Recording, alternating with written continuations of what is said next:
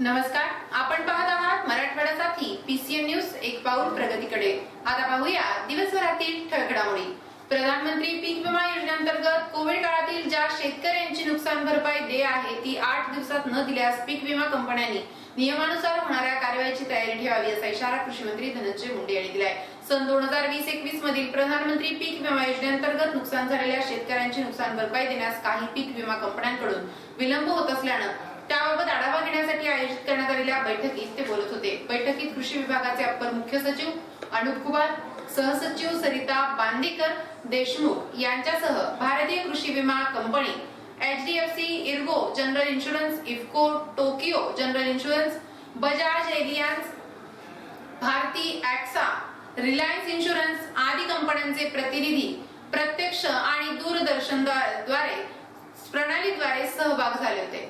यावेळी कृषी मंत्री धनंजय मुंडे म्हणाले, खरीप 2020 हंगामात मोठ्या प्रमाणावर अतिवृष्टी होऊन शेतकऱ्यांच्या पिकाचं नुकसान झालं। प्रधानमंत्री पीक विमा योजनेत सहभागी 6 कंपन्यांपैकी 4 कंपन्यांच्याकडून 224 कोटी रुपये देय आहे। कोविड ही जागतिक आपत्ती होती, त्यामुळे कंपनीनं सहकार्याची भूमिका घेतली पाहिजे। येत्या आठवड्याभरात अशा प्रकारची कार्यवाही करून शेतकऱ्यांच्या नुकसान भरपाई वितरणाबाबत कंपन्यांनी निर्णय घ्यावा। त्यानंतर पुन्हा या संदर्भातील आढावा राज्य स्तरावर घेतला जाईल व नियमानुसार कार्यवाही केली जाईल असं त्यांनी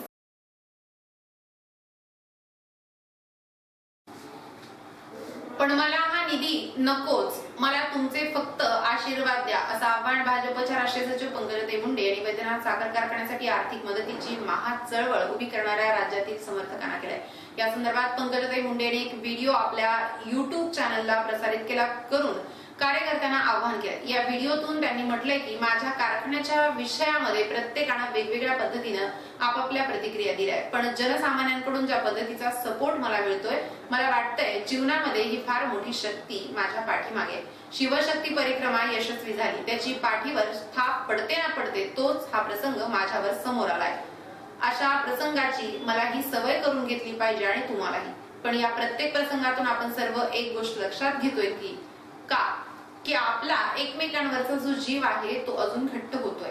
आपण सर्व एकजीव होत आहोत, हे फार महत्वाचं आहे।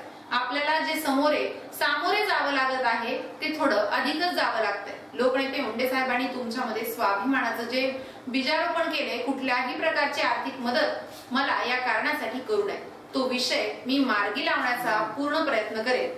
मला फक्त आशीर्वाद द्या की यात मला यश येईल। या संकटातून बाहेर पडण्यासाठी ईश्वरासारखं तुम्ही माझ्यासोबत नेहमी आहात।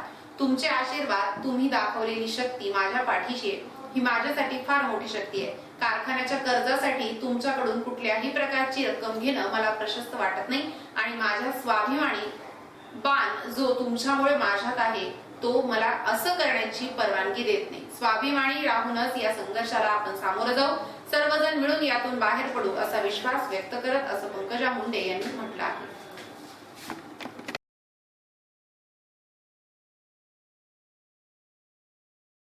राज्यातील शेतकऱ्यांना राज्य शासनाच्या विविध योजनांचा लाभ थेट पोहोचवण्यासाठी प्रक्रियेत माहिती तंत्रज्ञान विभागाचा वाटा लक्षणीय असून शेवटच्या शेतकऱ्यांपर्यंत लाभ पोहोचवण्यासाठी कृषी आणि माहिती तंत्रज्ञान विभागाने समन्वयाने काम करावं अशा सूचना कृषी मंत्री धनंजय मुंडे यांनी केल्या। कृषी विभागामार्फत कार्यान्वित IT उपक्रमांचा आढावा घेण्यासाठी मंत्रालयात आयोजित बैठकीत ते बोलत होते। यावेळी कृषी विभागाचे अपर मुख्य सचिव अनुप कुमार, माहिती तंत्रज्ञान विभागाचा IT व्यवस्थापकीय संचालक जयश्री भोज, कृषी विभागाच्या सहसचिव सरिता बांदेकर, फुलोत्पादन विभागाचे संचालक श्री मोते यांची उपस्थिती होती।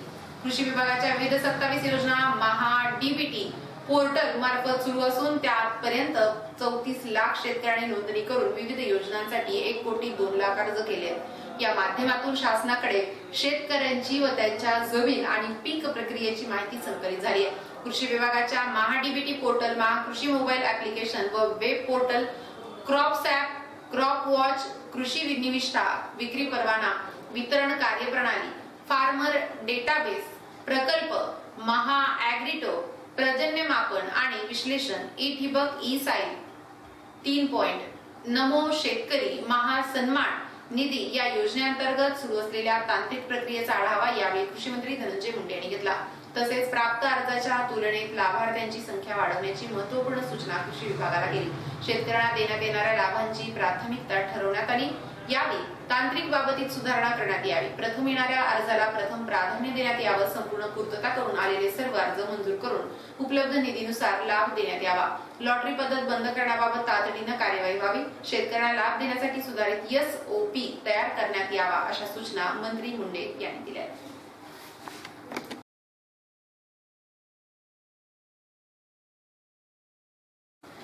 लातूर येथील माहेश्वरी समाजाचे RTO श्री सचिन बंग यांना टार्गेट करून माहेश्वरी समाजाविषयी आक्षेपार्ह विधान करणाऱ्या वाहन निरीक्षक बजरंग कोरावाले यांचा निषेध करण्यासाठी व सदरील वाहन निरीक्षक व कायदेशीर कार्यवाही करण्यात यावी, या घटनेची चौकशी करून सामाजिक कलह निर्माण करणाऱ्या प्रवृत्तीविरुद्ध पायबंद घालावा, या मागणीचे निवेदन परळी तालुका माहेश्वरी सभेच्या नेतृत्वात परळी राजस्थानी परिवारद्वारे तहसीलदार साहेब यांना देण्यात आले. यावेळी माहेश्वरी सभेचे जुगलकिशोर लोहिया, नंदकिशोर तोतला, चंदुलाल बियाणी, रामकिशन लड्डा, राजेंद्र सोनी, ओमप्रकाश तापडिया, अध्यक्ष जयपाल लाहोटी, सचिव विनोद लड्डा, रमेश सारडा, सतीश सारडा, शिवाजी भंडारी, मुकेश कलंत्री, रतन कोठारी, जगदीश सारडा, राजेंद्र मालपाणी, नंदकिशोर बियाणी, किशोर फापट, बजरंग चांडक, जुगलकिशोर सारडा, संजय दरक, श्याम तोष्णीवाल, रामेश्वर सारडा, जयप्रकाश लड्डा, जयप्रकाश बियाणी, अनिल मोदाणी, सचिन संतोष सारडा, रामेश्वर बांगड, सचिन सारडा, सूर्यकांत सोनी, सतीश बंग, चंद्रप्रकाश काबरा आणि आशिष काबरा, सुमित नावंदर, पंडित उत्तम शास्त्री, प्रकाश वर्मा, संतोष बियाणी, राजेंद्र ओझा, सचिन दरक, रामप्रसाद दाड, ओम प्रकाश बियाणी, चंदुलाल बंग, राकेश चांडक, विजय बजाज, विष्णुदास बंग व राजस्थानी समाजाचे सर्व समाज बांधव उपस्थित होते.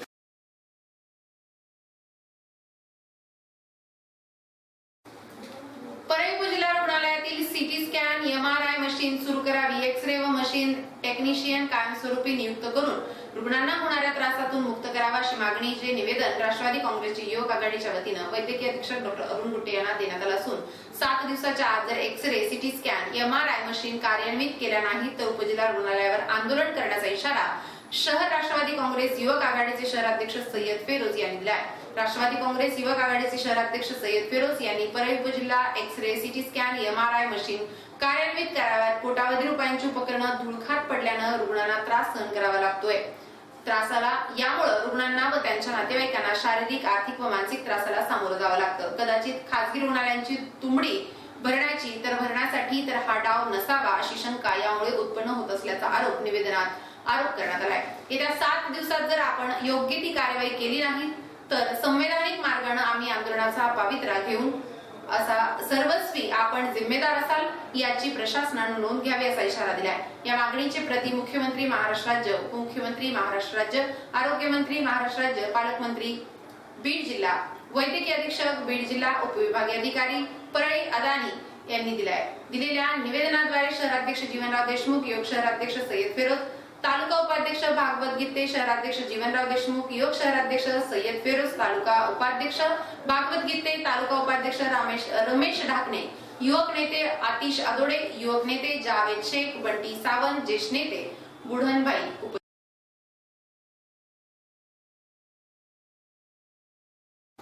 प्रभाग क्रमांक 10 शिवाजीनगर, अशोकनगर, आंबेडकर नगर मध्ये रमाई घरकुल योजनेअंतर्गत, पंतप्रधान घरकुल योजनेअंतर्गत धनंजयजी मुंडे साहेब व वाल्मिकांना कराड यांच्यामुळे प्रभाग 10 या भागात बरेच घरकुल मिळाले. रमाई व PM घरकुलचे प्रस्ताव हे सर्व या भागातील नगरसेवक किशोर पारदे यांनी नगर परिषदेमध्ये दाखल केले होते. वाल्मिकांना कराड यांनी मंजूर केले. तसेच आज रोजी पंतप्रधान घरकुल योजनेअंतर्गत एकमिनार चौक, शिवाजीनगर येथील राहिलेल्या लोकांचे घरकुलचा प्रस्ताव वाल्मिकांना कराड व नगर परिषद कर्मचारी यांच्याकडे दाखल करण्यात आले. या प्रसंगी लगेच वाल्मिकांना कराड यांनी संबंधित कर्मचारी यांना आदेशित करून संबंधित घरकुल प्रस्तावचा सर्वे करण्यास सांगितलं व त्याबद्दल नागरिकांनी धनंजय मुंडे साहेब व वाल्मिकांना कराड यांचे आभार मानले. सदरील प्रस्ताव वाल्मिकांना कराड व नगर परिषद कर्मचारी यांच्याकडे दाखल करत असताना या भागातील नगरसेवक किशोर पारदे, अमोल कानडे, संजय गांधी, निराधार योजनेचे सदस्य बीबी खाला, शेख मोहम्मद, मनोज वाल्मिकी, बाबा खान पठाण, तन्वीर शेख, नरसिंग शेख, भागीरथी मोरे आदी असंख्य एकमिनार व शिवाजीनगरचे प्रस्ताव दाखल करताना हजर होते.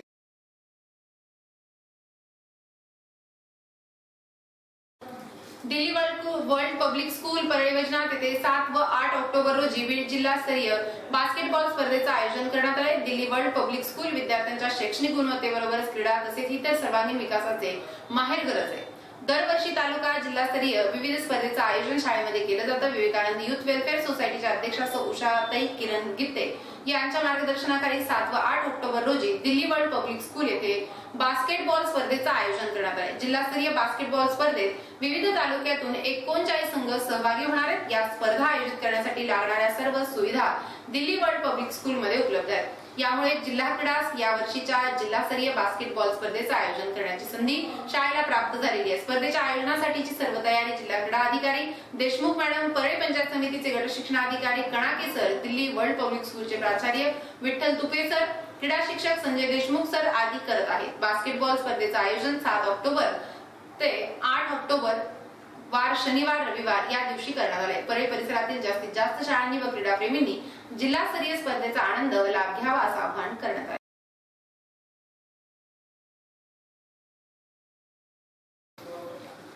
किराणा घराण्याचे प्रख्यात गायक आणि प्रतिभावंत संगीतकार यादवराज फड यांनी आपल्या आई अनुसया महादेव फड यांच्या गोड जीवनानिमित्त वरवडी येथे आयोजित संगीत सभेत आपल्या आईला सुरांची श्रद्धांजली अर्पण केली। पारंपरिक पंचपदी नंतर प्रसंगाला अनुसरून याजसाठी केला होता अट्टहास, शेपटीचा दिस गोड व्हावा, माझे माहेर पंढरी, चाले हे शरीर कोणाची असते, अब तुम कब सुमरोगे राम या समायोजित रचना गाऊन रसिकांना भाव विश्वात नेलं।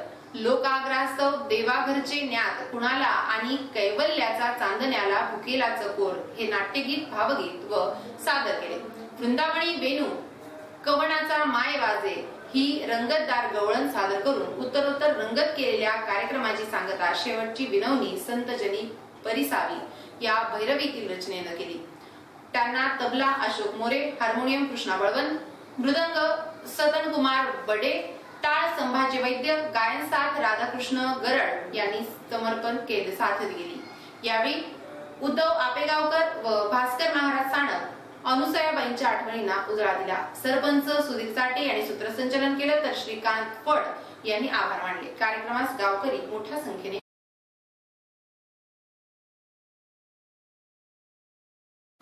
आता येथे थांबू, उद्या भेटूया याच वेळी याच ठिकाणी। मराठवाडासाठी PCN न्यूज एक पाऊल प्रगतीकडे। धन्यवाद।